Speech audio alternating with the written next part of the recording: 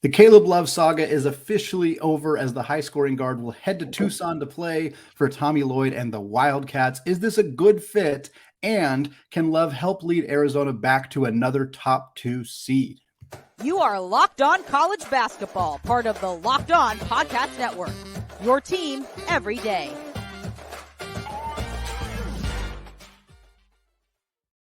What is up? Welcome into the Locked On College Basketball Podcast, the only daily national college hoop show out there, part of the Locked On Podcast Network. I am your host, Andy Patton, and today's episode of Locked On College Basketball is brought to you by FanDuel Sportsbook, the official sportsbook of the Locked On Podcast Network. Make every moment more. Visit FanDuel.com/LockedOn today to get started.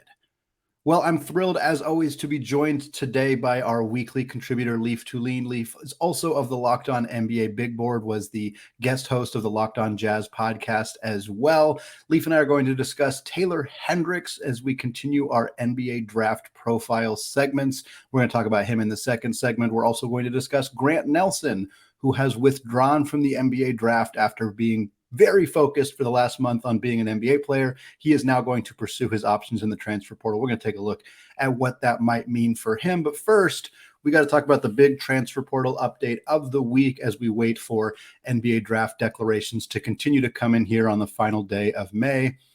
That is Caleb Love going to Arizona. And Leaf, before we look at the specifics of the roster, I just kind of want to get your general sense on Caleb Love. Obviously, the North Carolina didn't work out. Michigan didn't work out because of something outside of his control in the admissions department. Now he goes to Arizona. How does this feel to you? What do you think about Caleb Love joining Tommy Lloyd's team for next season? I think that Caleb Love is someone that, if he's playing a defined shooting guard, is really good. But when he's playing a point guard like he was his freshman year and parts of his junior year, that's difficult. I think that Kylan Boswell holds the keys to Arizona's success because if he's able to play the point guard and Caleb Love doesn't step on his shoes, Arizona could have a steal here and someone who's a proven scorer at a high level and has made deep runs, but they also might have an inefficient chucker. And the first thing that comes to my head is he might be stepping on Kylan Boswell's toes, but also Jaden Bradley. And then you don't know how their front court's going to be without Tubelis, as he likely stays in the draft. So Arizona's a bit of a question mark to me. Had they gotten Ryan Nembhard, I'd feel far more confident about Arizona's chances because he's a true point guard. And that would mean that Love would be a true shooting guard, which I think would have been really beneficial. Yeah, that's kind of where I'm at with it too. And Gonzaga was vaguely rumored to be in the Caleb Love sweepstakes. I'm not sure how serious that actual connection was, but a lot of people started then discussing what a Nembhard Love backcourt would look like. And you're right, it was kind of considered to be positive because I think the consensus on Love is that he probably needs a pure point guard to be around him.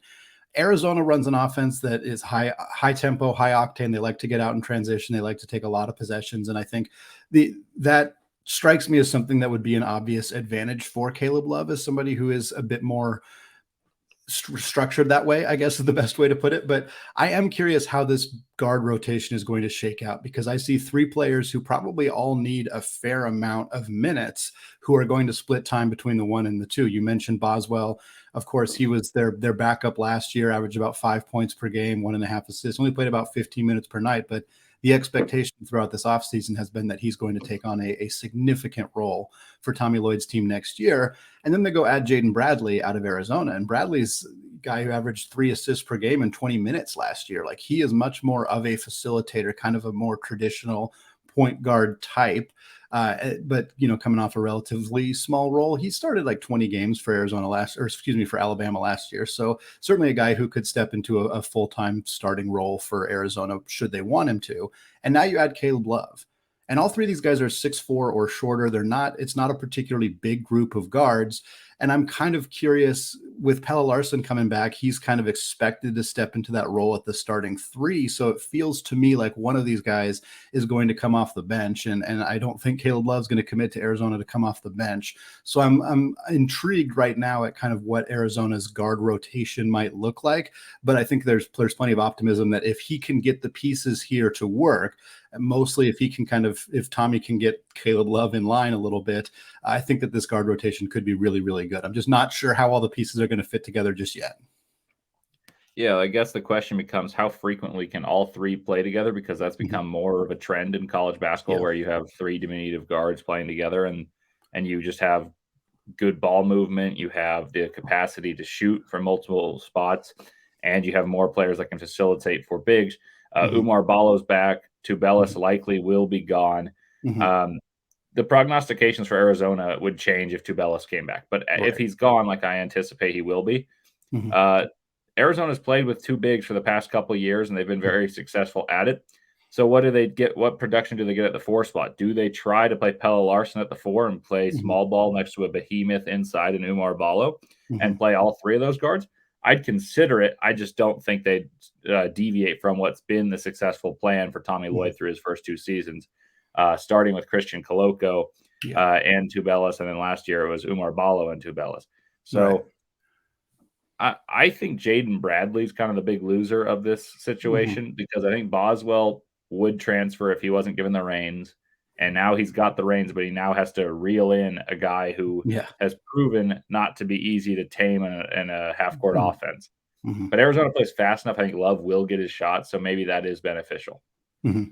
Yeah, I think it's a fun addition for Arizona. I think it's a bit complicated. I think it makes Tommy Lloyd's job a little bit harder, but hey, there's nothing wrong with that necessarily. And I think most teams would be willing to take on a talent like Love, even if the scoring has been inefficient, even if the 3-point shooting dropped below 30% last year. And this team also added Keshawn Johnson from San Diego State in the transfer portal. And I'm not exactly sure where they're kind of viewing him as a role. He's not certainly not the scorer that Tubelis is, but he could kind of slide into that four spot as well. And so for me, I do think Bradley is probably ultimately the loser here. I'm projecting a starting lineup that could look like Boswell at the 1, Love at the 2, Larson at the 3, Johnson at the 4, Ballo at the 5, with Bradley kind of playing that sixth man role. He could conceivably come in for just about anybody in that lineup. I mean, they could sub him in for Ballo if they wanted to and just run a super small lineup with Johnson at the 5 and Larson at the 4. Like, they have the flexibility to do a lot of different things with this team. And I look at this roster and I think there's a lot of players who could lead this team in scoring on any given night. Love obviously is a guy who's capable of doing that. Ballo certainly a guy who's capable of doing that. And I think Pelle Larson hasn't quite proven it yet, but I think he could be that guy too. So I see a really dynamic offensive team for Tommy Lloyd and the Wildcats. I'm a little bit more questioning on what they're going to do defensively. I think Johnson's a nice addition for them there, but this is a team that, Tommy's won 60 games in his last 2 years. Like, he's one of the most successful first time head coaches of all time. And now they add dynamic scorer like Caleb Love. I'm optimistic about this team. There's some work to be done and some challenges that are going to come up with adding a player like Love. But ultimately, I think this is a move that made a team that needed to get better. The one thing I'll say that I have a concern about Mhm. is so much of their identity offensively, other than Mhm. like fast break when they're in half court, has been offensive rebounding. Yeah. How well can they offensive rebound if Kashad Johnson's their four? Right. How well can they defensive rebound to start these breaks if it's just Umar Ballo? And I'm not Mhm. saying that other players won't chip in and try to rebound, Mhm. but so much of their identity has been based around collect the rebound, run and gun. Yeah. Offensively, if we don't score in the half court, we're going to have kind of like a Carolina secondary fast break and have two rim runners. Mhm. And so I'm curious to see the adaptation, but also I think after losing to Princeton, there was a thing that was exposed, and that was that they were so reliant on the interior when Tubelis was kind of taken out of the game and less effective. How are they going to score? This is directly addressing that by someone who is Mhm. wired to score. Yep. So I'm curious to see. And the Pac-12 is also not exactly the strongest conference right now. Mhm. So that could end up being a Pac-12 winning team, but it's different than its last 2 years, which has also been very good in the Pac-12. Yeah, as we're recording right now, Adembona is going to come back to UCLA. That's a nice addition for them, but they still lost a whole bunch of talent, and I do think Arizona has a potential inside track to run the Pac-12. We'll see if USC can put all the pieces together that they have, but it's gonna be a fun year in the Pac-12, and Arizona certainly put themselves in a position to potentially run through that conference. Leaf, I want to continue our NBA draft profile series talking about one of the biggest freshman risers in the entire class. That would be Taylor Hendricks out of Central Florida. Before we get there, though, today's episode of the Locked On College Basketball Podcast is brought to you by FanDuel. Grand slams, no hitters, and double plays are back, and there is no better place to get in on the MLB action than FanDuel, America's #1 sportsbook. That's because right now, new customers can step up to the plate with a no sweat first bet of up to $1,000.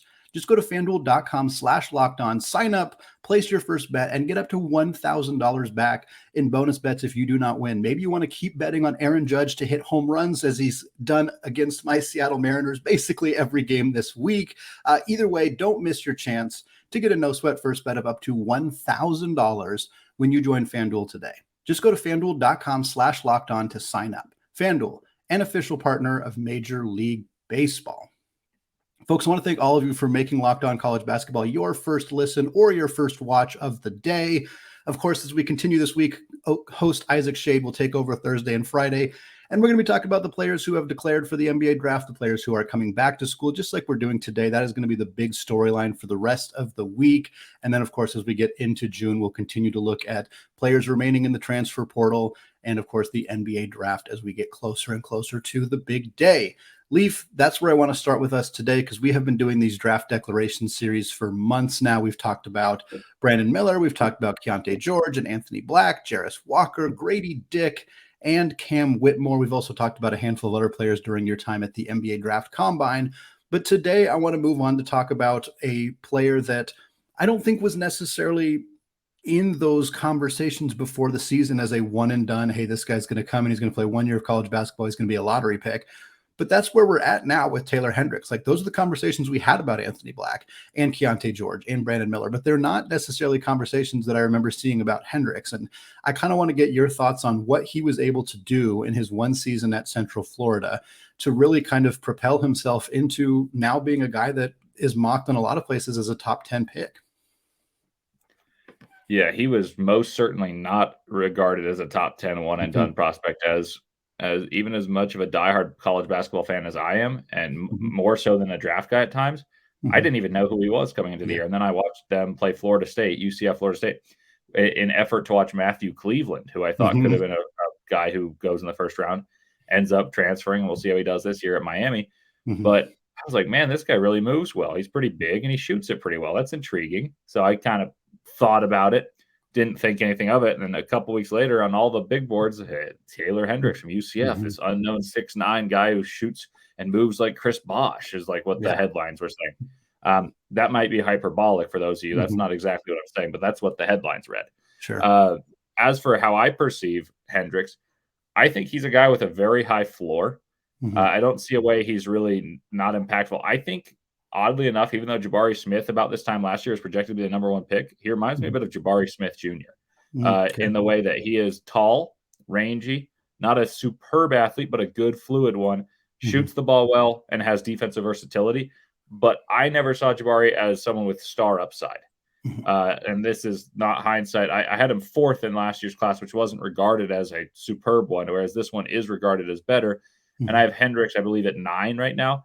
I think he's someone that, if he hits his ceiling, is scoring 15-ish points per game, getting you 7 rebounds, shooting pretty well from 3, and defending multiple positions. That's a really good player.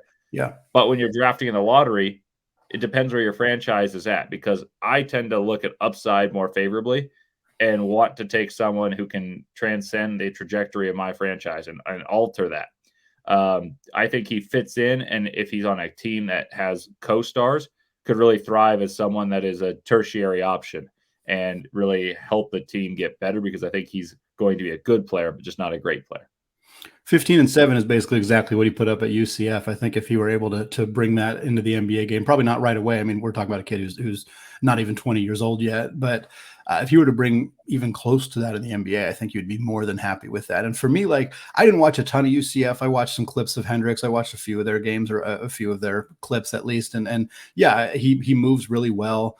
I think you kind of nailed it by saying he's not necessarily an elite athlete, but he's a fluid athlete. Like, he's not gonna look unathletic on an NBA court. He may not dominate in that regard, but he's going to be more than capable of playing at that level. And there's just not a lot of 6'9" fluid athletes who shoot about 40% from deep. It just doesn't happen all that often. And you look at him and he's 78% from the free throw line, and you're kind of seeing a guy who can really shoot it at that spot. And for me, what I'm curious about with Hendricks is I think the offense translates. 6'9" guys who can shoot, you're going to have a role, whether he's an elite offensive player or just a good offensive player. That's kind of depends on some development stuff, but he's probably going to be at least fine on that end of the floor. But I think that for me, a lot of the upside with Hendricks is what he's able to do on the defensive end of the floor. And you look at, 1.7 blocks and 0.9 steals, which, is good by every stretch of the imagination, but that doesn't necessarily translate. Your block numbers in college don't necessarily translate at the NBA, but I'm curious what you think about him, especially considering his athleticism, kind of how his defense is going to translate, and if that's something that could help him, get that big second contract and be a guy who lasts a long time in the NBA. Yeah, I don't know if athleticism translates from the American Athletic Conference necessarily. Right. Like, I don't expect him to be a tremendous rim protector, but I think he can be a secondary rim protector, which is a really coveted thing in the NBA. Think of someone like Jaden McDaniels. Yeah. And why he's so highly regarded defensively is because he can guard the ball, and then also when people drive, it's not only Gobert defending on the interior. Jaden McDaniels comes in and alters shots. So I think he's somewhere more of that ilk than a true rim protector. So for those of you who are thinking, wow, look at his numbers, he might be a center. I don't think he is. He's a power forward. He's a stretch four who is a secondary rim protector, can also switch a little bit. I'm not saying he's 1 through 5, and that's an overused term. Like, oh, he can switch 1 through 5. Like, there's probably a handful of players in the NBA that can do that. And in college basketball, there's only a few more.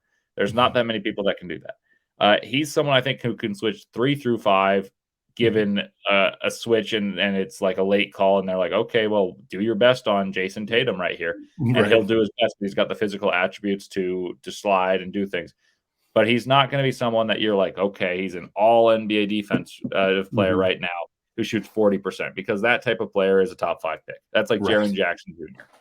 And I don't think he's quite Jaren Jackson Jr. I think he's more of the ilk of Jabari Smith, for instance.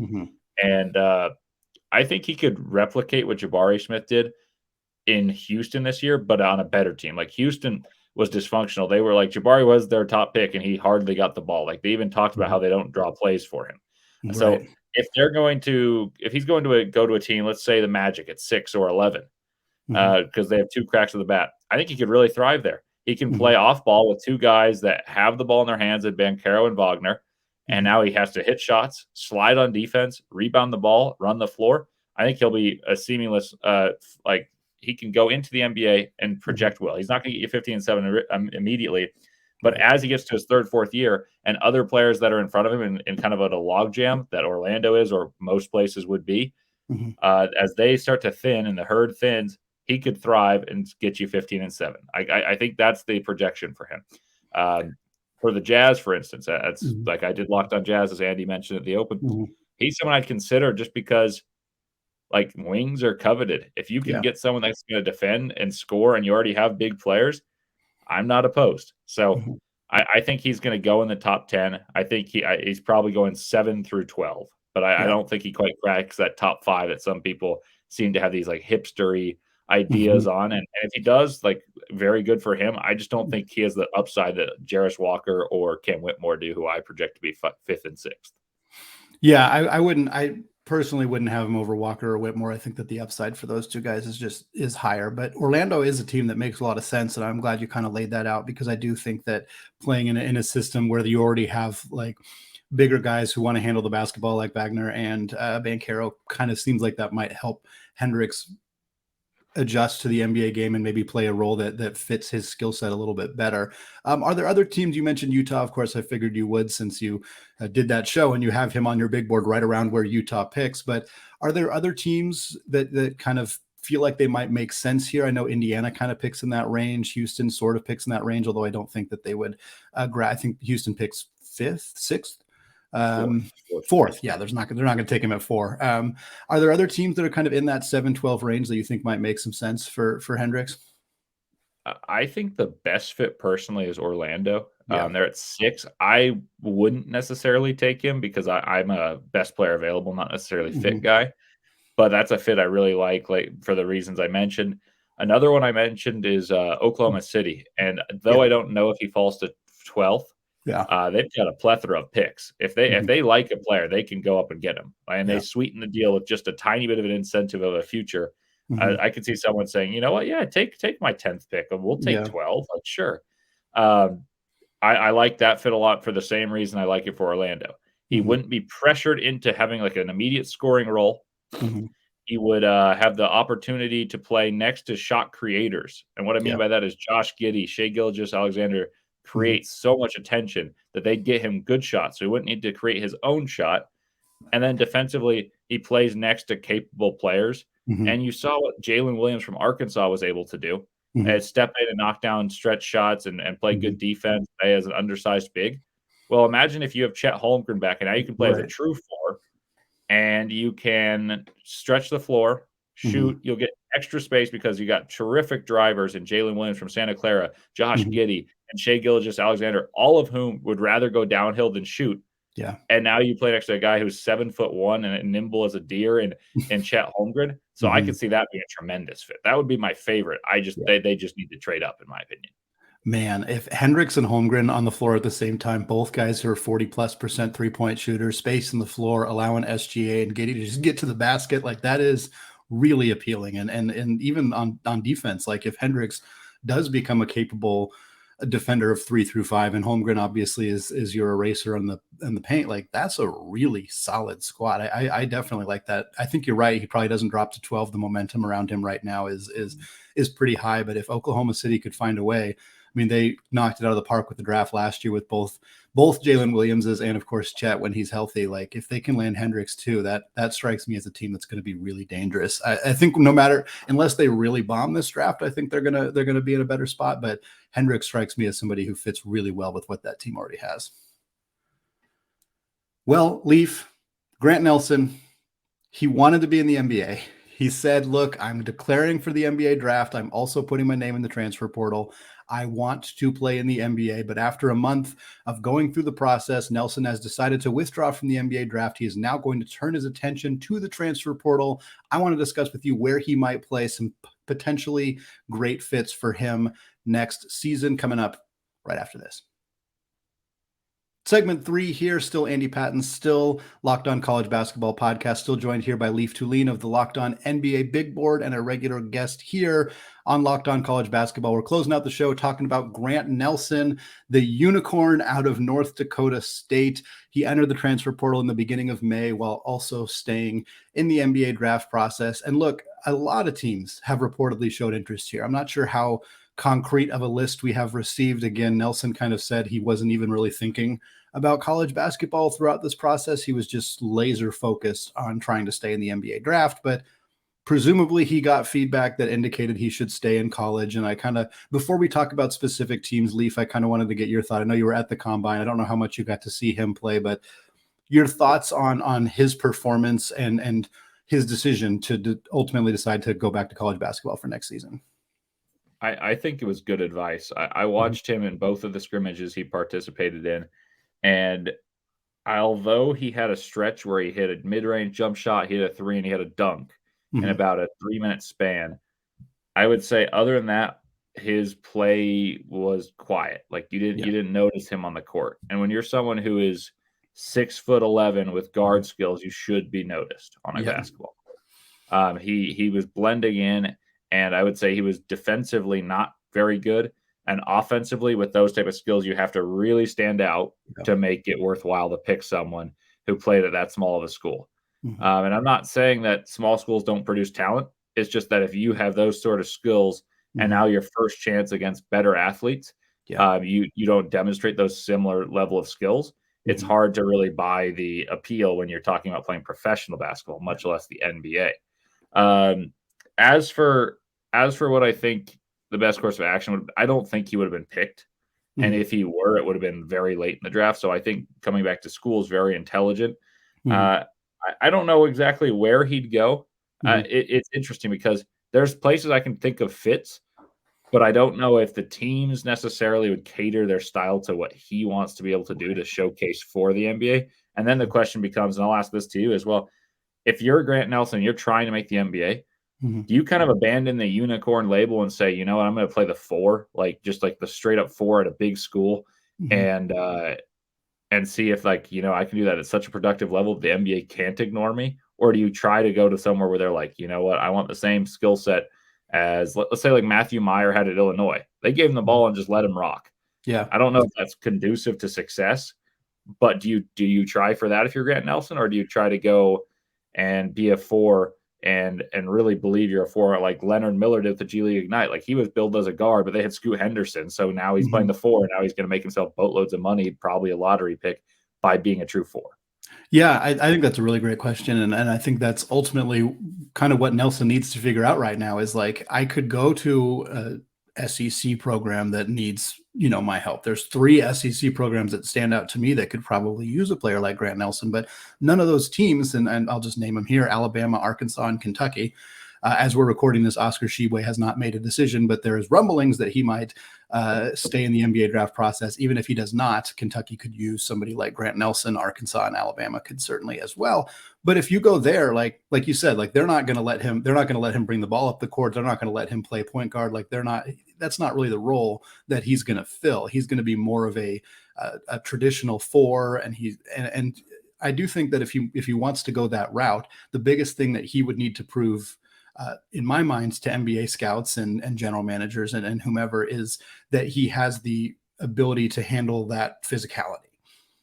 Like, if he can go, I mean, we know he can handle the ball a little bit. The outside shooting was inconsistent, but I think there's optimism that it's there, that it at least could develop into being a plus 3-point shooter at the NBA level. But if he goes in the SEC and tries to play more of a guard role and doesn't demonstrate that he can handle any kind of pressure, any kind of physicality, that bigs who are potentially going to be NBA caliber bigs are pushing him around, that's going to really hurt his draft stock. I mean, significantly. I think that's what a lot of the questions people had about him is like, how is the Summit League going to translate to him being a guy who can play directly in the NBA? And we've seen players come out of the Summit League and be very successful. Baylor Shireman is a great example from South Dakota State. He transfers to Creighton, and it didn't seem to slow him down much at all. He was excellent for the Blue Jays last year. But for Nelson, I think there are some obvious things that he needs to prove he can do against higher level competition, and trying to play the same kind of role that he played at North Dakota State when there wasn't a lot of talent around him is probably not going to work. I talked about, so Gonzaga is one of the schools that's been involved in him. I also host,